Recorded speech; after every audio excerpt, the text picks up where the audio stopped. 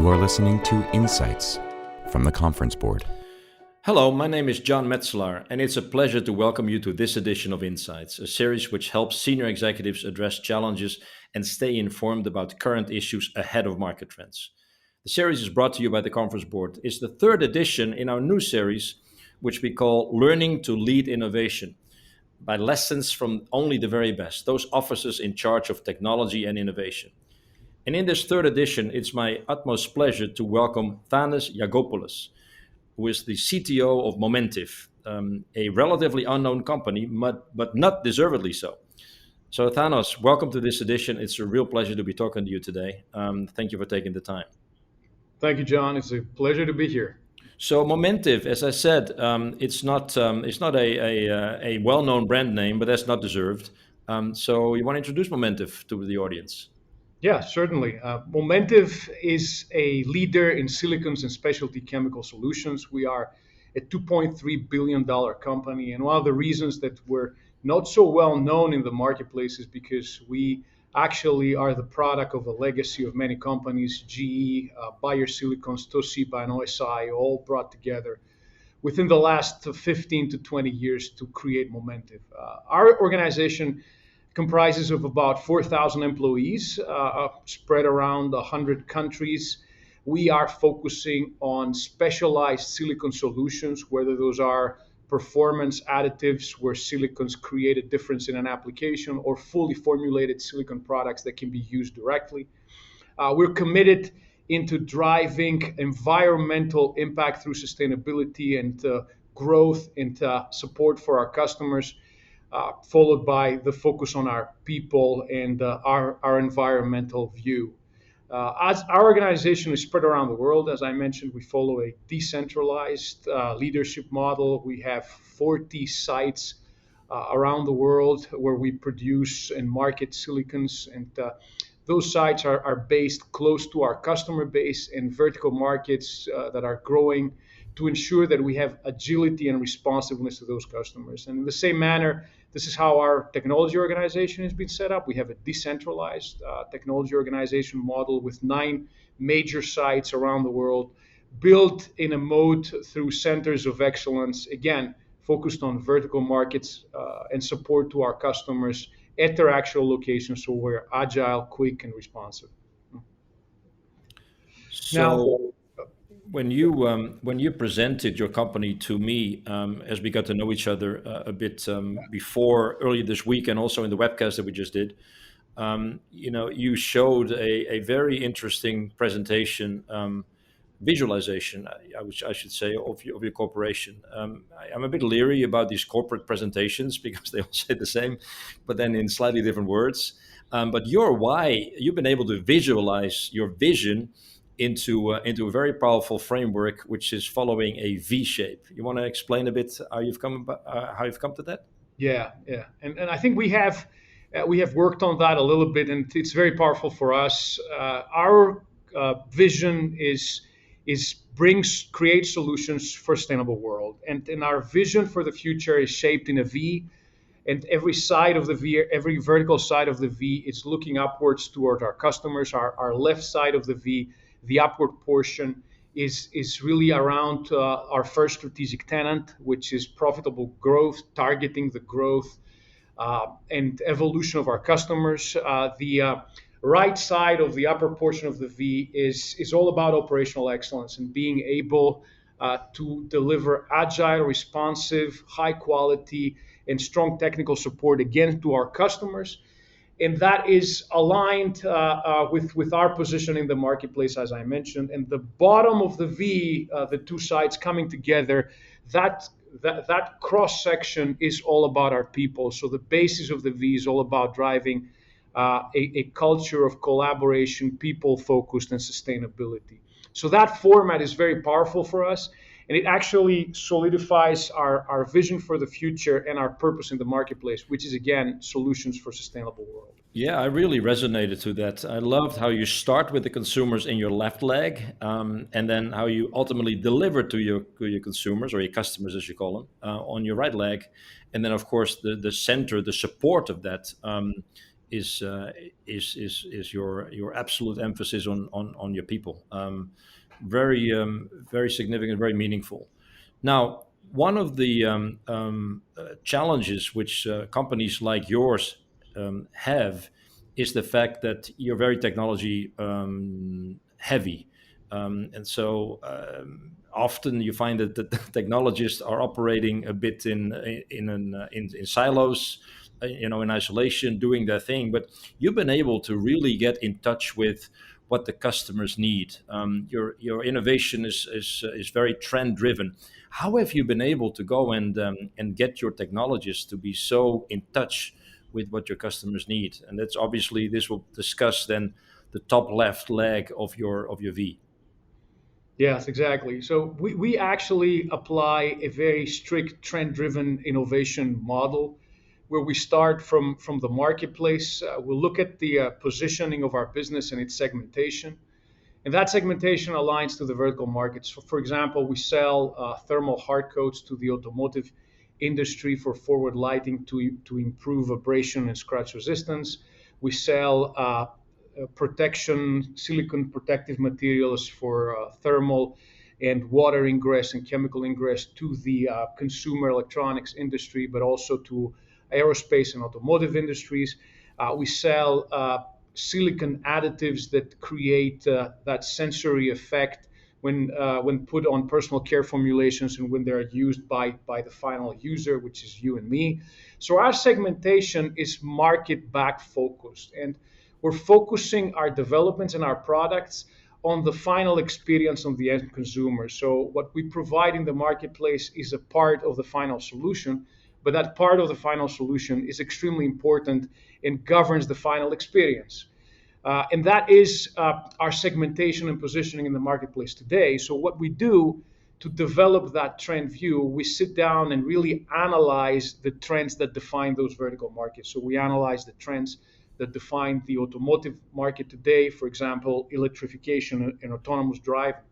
And we take a deep dive to understand what are the needs for new materials that are emerging through those trends. And those new materials can be, for example, materials that are new coatings to shape very strange forms in new vehicles, really electronic protection silicon products that can actually stop electromagnetic interference between different electrical components. New tires that will require to balance wear and rolling resistance on electric vehicles.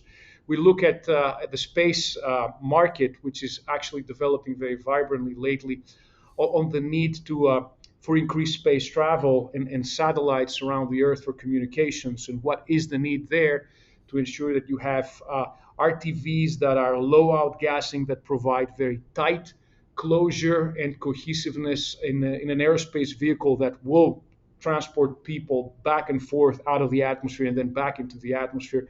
And we're looking at all these trends in a way that we deeply analyze them from the market back perspective, understanding what type of new materials are required. And those new materials actually are really the solutions that we're trying to drive in the marketplace so we can enable that differentiated experience by you and me at the end of the day.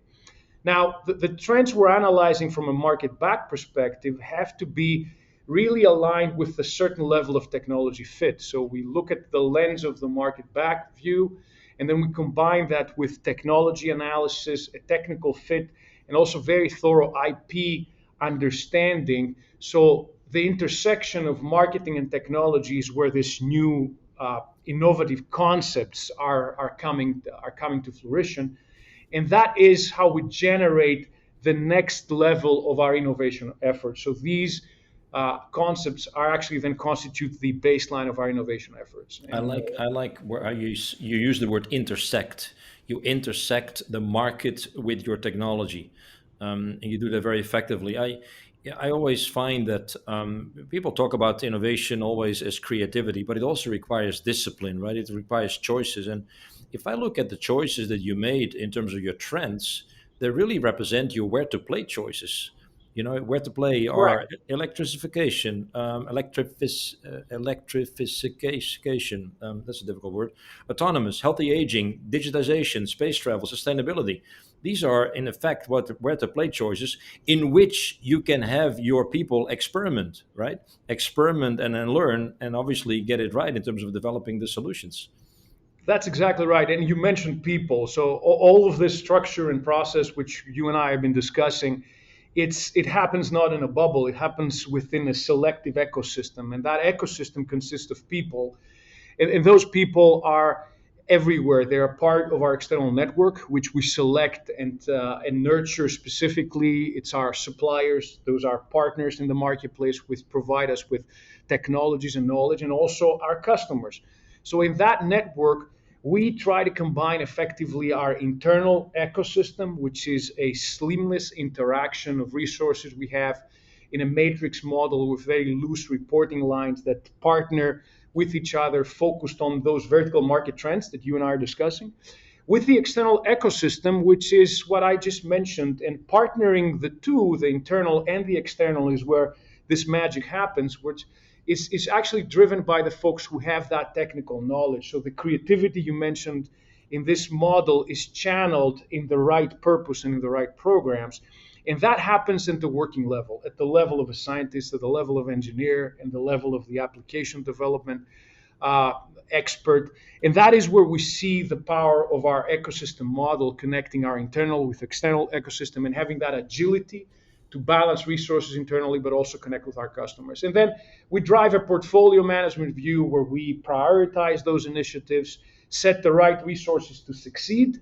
As I mentioned, we don't have tight reporting lines. We focus people on projects and opportunities and segments, and then drive a process to take those concepts from the concept level to the commercial product level.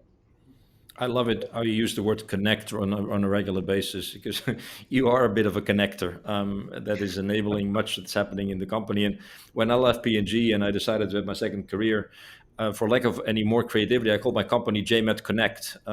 Connecting the dots, connecting technology with consumers, connecting people internally and externally. And you're doing that in spades. That's probably why I love talking to you so much. Very effective. And I also love the way how you've taken your internal connections. Now, recently, you told me before, into the external ecosystem. And indeed, we're taking open innovation. We're seeing a need in the world, right, to take open innovation into solutions enabled by multi-party ecosystems. And it's wonderful to see how you're taking your suppliers, your partners, and your customers in delivering exactly that. Yeah, thank you, John. I think this is critical for us. We are a company, as you've seen, in a space where we need that specific knowledge and support from our customers, and we cannot thrive by ourselves, and that's a fact. Sometimes people forget that your customer can actually be your biggest partner. Correct. If only you are intentional about getting close to the customer and serve yourself as partner. Absolutely. So with that, so we sort of covered now that how do you go and connect your technology operation to the trends that are happening in the marketplace by effectively and intentionally making those where to play choices to help your people to select where they experiment in. And then us now move into the top right leg of your V. So how do you then operationally deliver against those customers? You're in touch with the needs. You put your people around there, you connect them, and then your operational excellence drives your customer satisfaction. Right? You want to speak a bit to that? Yeah, absolutely. I think, as I mentioned, we're a very decentralized organization, and strategy without execution and impact is kind of hallucination. So we have really went through the last 5, 6 years to create a what we call our integrated approach to digital innovation management, which leads to impact, support, collaboration, and our ability to deliver value to our customers. So we looked at the processes and the needs and the methods of execution we will require to govern our future.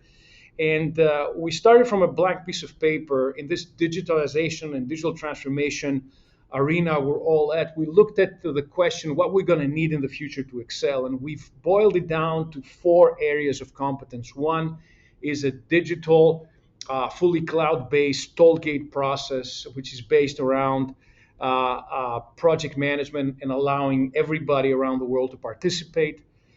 Digital platforms, And by that, I mean a cloud-based system that consolidates all of our data per mouse click, and people can look at everything at a single point of convergence. Collaboration tools, obviously, everybody has those where you can go communicate and ideate.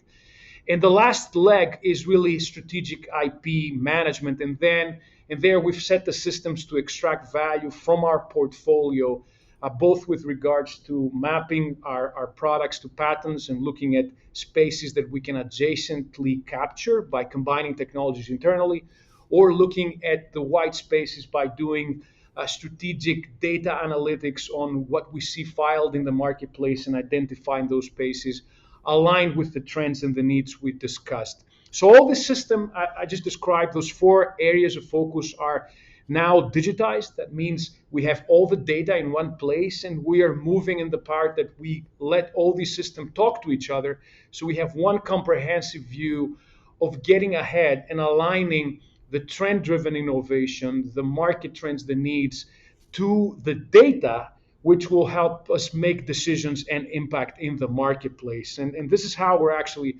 pivoting ahead.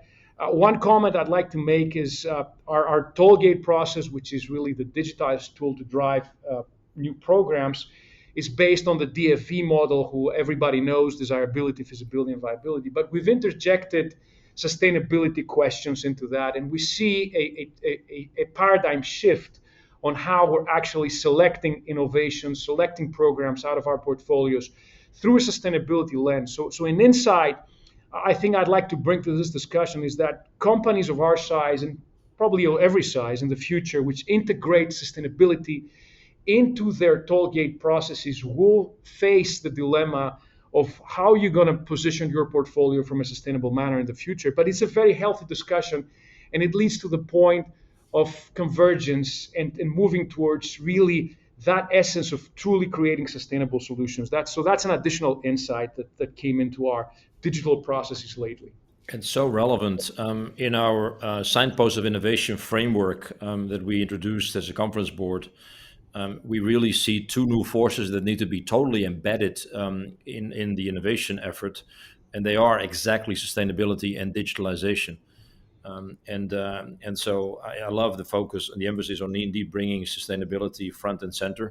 And I also, in particular, by the way, am impressed with how you have taken digitization into digitalization of your business and actually are going to digital transformation. I'm talking to many innovation leaders of legacy industries, and they're getting a lot of pressure from, for instance, their boards or the CEOs. They go, why are you not as agile as the new digital natives? And of course, that's much more difficult in a manufacturing industry, right?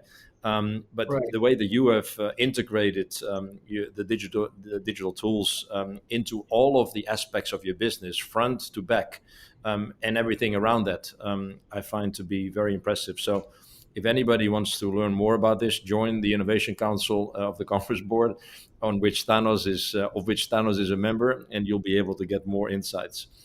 At this point, I would like to take a short break for a short announcement. Looking for additional business insights in this subject area and beyond this podcast? Go to tcb.org/EU and explore our Economy, Strategy and Finance Centre. Uncover a large array of products hosted by the Conference Board in focus areas like global economy, labour markets and many others. Products include peer-to-peer networking events, expert briefings, publications, data and analysis, webcasts, videos and blogs. And welcome back, everyone. We're going to go on with Thanos Yiagopoulos, who was giving some very interesting insights on how to modernize, almost how to future fit your business. And we talked a lot about already how do you go and have your technology people tap into trends and make them agile and make sure that they're relevant in terms of what they design and develop. And then how to operationalize that by embracing digital tools and taking that into digital transformation that allows you to integrate all the elements of your business in a way that's much, much more efficient and effective than it's ever happened before. And so these were the two legs of the V, and now we're going to go to the bottom part of the V that supports it all, and that's the people. Now, I know you have a particular passion of people, right? I always say when strategy, you can talk strategy until the cows come home, but if Joe and Harry don't like each other, nothing will come from your strategies. And you used a similar word before about hallucination, I think it was. So why don't you talk a bit about your philosophy on how to unleash the people to support your two legs of the V? Exactly. Thank you, John. I think this is the most important element, and many innovation leaders really spend a lot of time on the technical part, forgetting that this is the foundational element of that drives performance. It's all about people. So at Momentive, we have an integrated approach to build a culture of collaborative innovation. And that integrated approach starts by taking a deep dive on our talent base and our employee cohort by looking at their qualities, their skill sets through 360 analytics, strength finders, and performance feedback. So we truly understand the specifics of our technical cohort in detail, combine the technical skill set with their personalities and personal traits. And then we go through a strategic talent management process where the purpose of it really is to put the right person in the right place. That's it. Looking at the skill set, but also their aspirations, and fitting into development plans, which we discuss with the employees that can take us both further, the employee and the organization. And also creating those strategic talent pools that are critical for our succession planning, which are very actionable in our case and have helped us in multiple occasions in the past. We also have a dedicated technical career path for our technical talent, enabling growth through a technical perspective. And then the next thing we do, we invest in learning and development, but not only learning and development with regards to simply teaching, but also demanding the application of those tools. And our key area of focus beyond technical and process, which also includes digital, is our core competency training, which drives what we call value-based behaviors. And the last thing we do, which we started the last 3 years, is building muscle and sustainability. Train green chemistry principles, train a sustainability process and sustainability mindset, which combined with the process we just discussed, actually amplifies the knowledge and embraces that characteristic of sustainability. Now, when we talk about value-based behaviors, we went backwards. We sat down and understood what are the behaviors we want to see exercised in a technology organization, which are essential for us to thrive. And those are creating a speak-up culture, getting ahead of turning failure into learning, a collaborative and constructive team and environment, and alleviating or at least reducing the bias of not invented here, which was one of the areas we struggled in the past. And from that point on, we went backwards and designed training courses that actually provide employees with the right tools that when exercised will drive those behaviors. And those behaviors really are driven through learning to provide feedback, understanding how to actively listen, become a coach instead of a directive lab leader, learn how to emphasize and strengthen award and recognition of performance and mostly behaviors, establish project management discipline, and also recognize the fact that we all have biases, we are imperfect, and our biases actually create bottlenecks in the way we collaborate. So we created a set of specific training courses which connect the knowledge of those tools I just mentioned with the behaviors, and then we demanded application of those behaviors on a daily basis. Even we demanded application of those behaviors on the way that people drive programs. We wanted to see those as people went into performance reviews with others, and we demanded the application of those behaviors. People exercise those tools in practically everything they do. And we saw a difference. We saw the difference going forward. And we're very proud of that. And this is a model that I would very much like to really propagate to others because it's a model that works for us. Yeah, a few things really strike here, Thanos. One is I love how you go and drive this down to behaviors. People talk of the need of having an innovation culture, and they immediately go to lean, and they go to hackathons, and they go to post-its, and they go to all sorts of processes. A culture is a system of values, beliefs, and behaviors that rules how a community gets things done, how the work gets done. And I don't see that very often. Definitely not in technology-based organizations. How you are so intentional and deliberate around going all the way to observing those or to driving the behaviors and observing the behaviors, so that you really bring it into your organization. I find that to be uniquely powerful. Thank you, John. And it's not without cost. It took us effort to get there. And if I may share a few of the elements that brought us here, we really set the system in place of really value-based behaviors through deliberate training, which we internally designed to fit our needs. We demanded that, and we had to continuously communicate and demand that we tie those behaviors to impact. So I would say it took us 6 years kindly to get to the point where we're today, where those behaviors are broadly experienced and the tools are broadly utilized, so both of them correlate. The other thing I would say is that you need to drive that accountability to the lower level of the organization, that you expect and demand that through performance discussions, feedback. And there is the role of the leader is extremely important. So I am a single person leading an organization of 380 people, which is how many we are in technology. But this is something that has to be driven by the leadership cohort, and the leadership that sits close to the employee that drives performance of this organization. Never underestimate the power, impact, I would say, and the ripple effect often of leadership. So what I love about your approach here is that it will lead to happier people. And when people have fun and are fulfilled, innovation will thrive, as I always used to say and still say.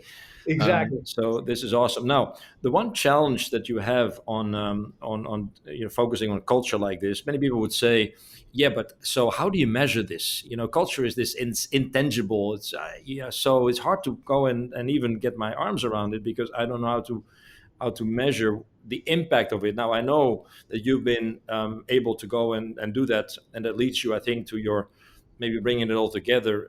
The word impact is really, really important to you as a whole, right? Holistically, because it integrates everything, including culture. You want to speak to that? Yeah, absolutely. And impact for us is important. So bringing this together, megatrend-driven innovation, which connects the strategy and connecting the operational excellence, digital elements that helps us execute with a strong foundation of people.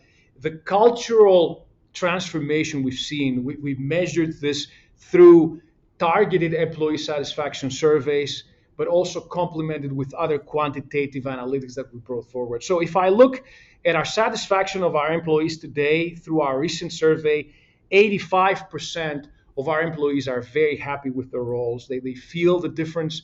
They are motivated, and we set a set of targeted questions in a very elaborate manner to come to that result. Our attrition rate has diminished. We were at 6% in 2016, and now we're looking at attritions around 2.5 in 2020, which is the latest measure we have. Our execution rate has increased. Back in 2016, when we started with putting all this together, the fulfillment, or the say-do on our stage gate process, was around 30%, and now we're over 65. And the quality of our innovation pipeline was, I would say, mediocre. We had less than 10% what I would call big bets or transformational new products. Everything was in the range of incremental innovation. Now we're at 30% transformation, big bet programs, which is kind of a healthy quote for a company of our size in our industry. And sustainability is really, now that we've interjected sustainability into our thinking, into our training, into our process, we can say with certainty that by 2025, 75% of our sales to new products will have a sustainability impact. So we do see the impact. We're very keen on measuring, and we'll continue to measure that going forward. Thanos, I want to sort of wrap this together. This is a very impressive story. How you've been able to connect your technology organization with trends by defining your where to play choices so effectively and let them experiment within these boundaries. How you've then taken that into your operation by leveraging very effectively digital transformation to bring the pieces together. And then last but not least, unleash the people and make them happy and satisfy them by emphasizing behaviors and supported by a very integrated, very strategic, I would say, training program that you've developed that ultimately will result in the behaviors. And all of that, making sure that you measure impact across all these elements. So, impressive story. Thank you for sharing that with our listeners. Much appreciated. I have two remaining questions that I may that are consistent with the theme of this series, which is lessons from the best, how to learn to lead innovation. So, with all this shining achievement that you just and very impressive story, honestly, sincerely, that you just mentioned. What's the one thing that you have as what's your one main challenge? What are you holding under the carpet at this point? Well, my one main challenge is how to sustain that, and it really boils down into one specific question: how do I develop the next generation of leaders that take this to the next level? And those leaders will be transformational with respect to their ability to be vulnerable, to learn from mistakes, be able to put themselves behind and focus on the success of the whole. And that's what I'm working on. Actually, how can I make myself obsolete? That's my challenge at this point in time. That's terrific. How do you create a culture of leaders? Think about that. If you focus on that, then you will not only create those leaders, but you create a learning environment as well, which lifts up the full organization to higher levels of performance. Is what I've observed, and great to hear you testify to my thoughts in this field as well. And then the last question I want to ask you is, what's the one thing that you want to leave the next generation of leaders with as a tip to go and become like you in the future? I think that's actually the focus on people. Focus on people, be vulnerable, and embrace the fact that we are imperfect. And we as a collective, focusing on a collaborative culture of innovation, it's the only way we can drive performance. And that will also fuel all the other elements we talked about: how you connect with customers, how you create a process culture. So focusing on people is the key element that I advise every professional in technology. Because I've seen in the past, John, this has been an area that's been a little bit underrated. We've been focusing on, from our predisposition of being scientists and engineers, on the technical element, which we love doing, but the people element is what drives performance and sustains that in the future. I like your humility that it's been a little underrated or a little underrepresented.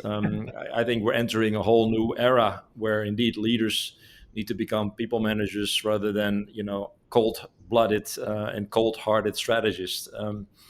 A lot more to uncover in this space. A lot of work to do across multiple organizations. What you've just shared is very inspirational to our listeners. So, Thanos Yiagopoulos, I wanted to from Momentive. Folks, check Thanos, check the company. This is worth you studying. Thank you, Thanos, for being with us. Much appreciated. Thank you, John. Thanks for inviting me in the session. Real pleasure. If you enjoyed this episode, listeners, please remember to subscribe to the Insights podcast series or explore the entire catalog of podcast programming from the Conference Board by visiting our website at tcb.org/podcast. Thank you for investing your time. Hope you found it valuable, and I hope to see you back in our next edition. This has been Insights from the Conference Board.